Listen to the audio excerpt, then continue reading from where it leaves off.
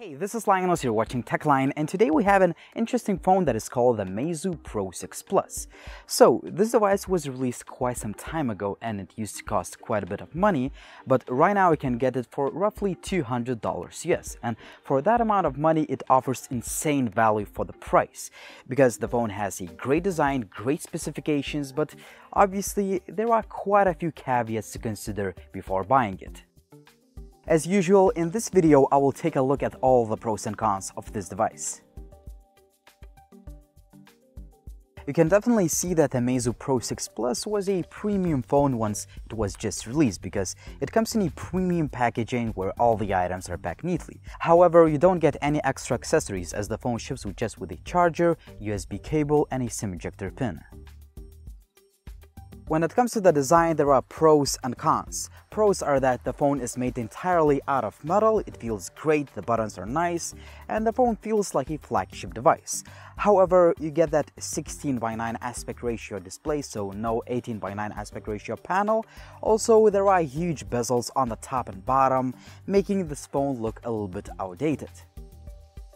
In addition, the device has a single camera system, so there are no fancy dual camera setups here. And also the phone has a physical home button, which is kind of rare, and some people would say this is an outdated feature too. Now, the good stuff. Even though the phone was released quite some time ago, I found the 2K resolution Super AMOLED display to be great for both indoor and outdoor use. The display also has 3D touch technology, which is kind of cool. I mean, it was kind of cool in 2016. Right now, it's a great feature to have, but this is not a feature I can't live without. In addition, there is a fingerprint scanner that works really fast and accurate. However, you need to press the power button or the home key first in order to activate it. So this is some sort of a shortcoming, as we have a passive fingerprint scanner. Another shortcoming of the Meizu Pro 6 Plus is that there is no Face ID feature, because back in 2016, Face ID wasn't really a thing. As usual, other features as quickly as possible. There is a 5-megapixel selfie shooter, notification light, but there is no micro SD card slot. But there is a headset jack that provides great sound quality because of the hi-fi audio chip. And finally, the loudspeaker quality is very good considering the price of the phone, and it can actually rival some phones that cost $300 or even $400 US. Here's an audio sample.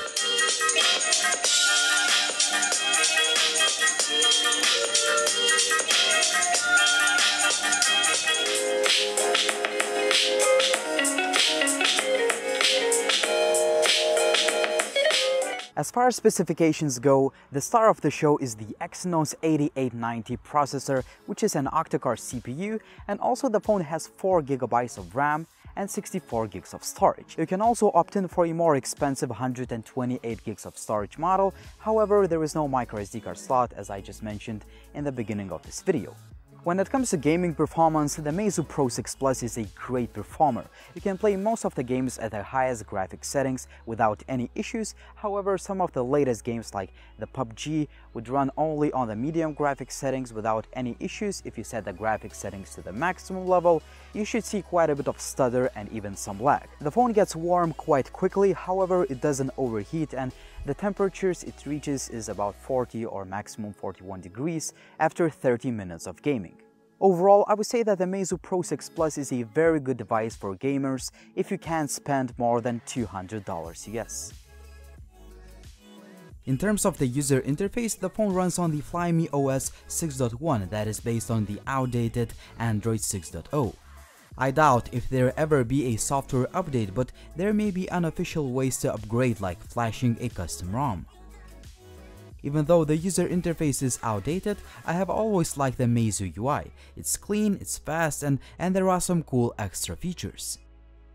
In general, the user interface is a personal preference, but the most important thing to me is that the device feels fast and smooth all the time. Just before we start talking about the image quality, check out my Facebook page for the high-resolution camera samples and be the judge. The overall image quality is very good for a $200 phone. Pictures come out nice and sharp, and dynamic range adjustment is very good. Night image quality is pretty good too.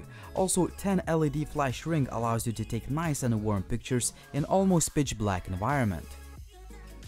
Selfies look pretty good too. The 4K video quality is excellent too, even though the footage is a little bit shaky. There is plenty of detail, sharpness, continuous autofocus works fine, and overall the video looks nice.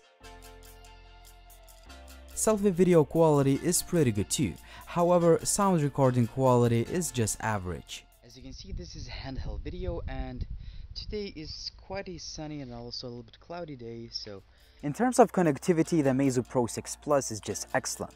The call quality is great, signal reception is also very good.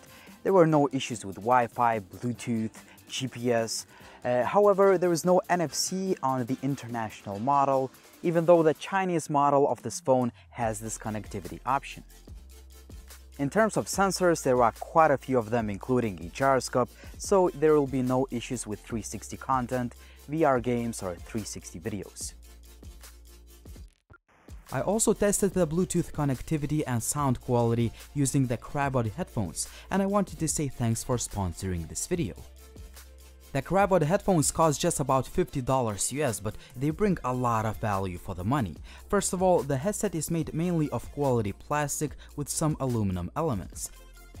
It's flexible and adjustable to fit most of the sizes and shapes of heads. You also get all the usual buttons. Other features include 40mm large aperture drivers, a whopping 24 hours battery life, and a 2 hours recharging time. In addition, the headset comes with plenty of accessories, including a nice carrying pouch. I found the headset to be very comfortable to wear, and most importantly, the sound quality is insanely good for such a low price. There is a huge amount of bass, the sound is balanced, deep, crisp and clear, whether you listen to music via the Bluetooth or use the 3.5mm cable. Overall, I love the Crabot headphones, and I can genuinely recommend you checking them out. As always, you'll find all the links down below the video if you're interested. In terms of battery life, the Meizu Pro 6 Plus is a pretty good performer, as I could get about 7 hours of screen on time. I know it's not the best result, but this is a pretty good result because there are quite a few phones that can't even reach 5.5 hours, even though they have larger batteries. As far as charging goes, it takes about 1.5 hours to fully charge the phone with a supplied fast charger. So we've come to the conclusion part, and as always, I wanted to summarize all the pros and cons of this device. Let's start with the pros. For the price of about $200 US, you get a phone that is made entirely out of metal. The build quality is just excellent. You also get a very good display, great overall performance, good gaming performance, hi-fi audio chip, great loudspeaker, very good cameras, and pretty good battery life. You also get some extra features like notification LED light, 3D touch functionality, a headset jack, which is now an extra feature, and finally you get 10 dual tone LED flash for night photography. Now let's talk about the cons of this device. First of all, you get an outdated device. That means that there is no 18:9 aspect ratio display, and there are huge bezels on the top and bottom of the device. In addition, the phone has only single camera system, even though it's very good. There is no micro SD card slot, no NFC connectivity option on the international model, and finally, the phone runs on the Android 6.0, which will probably never be updated. At the end of the day, I still think that the Meizu Pro 6 Plus is a great option for the price of just about $200 US, despite a few shortcomings. But as always, use the comment section down below and let me guys know what you think about this phone. Would you choose this device, or would you choose the latest budget phone, for example, the Xiaomi Redmi Note 5? As always, like the video if you liked it, please subscribe to the channel if you haven't already, follow me on social media, and as always, it was Linus, thank you for watching, and see you soon.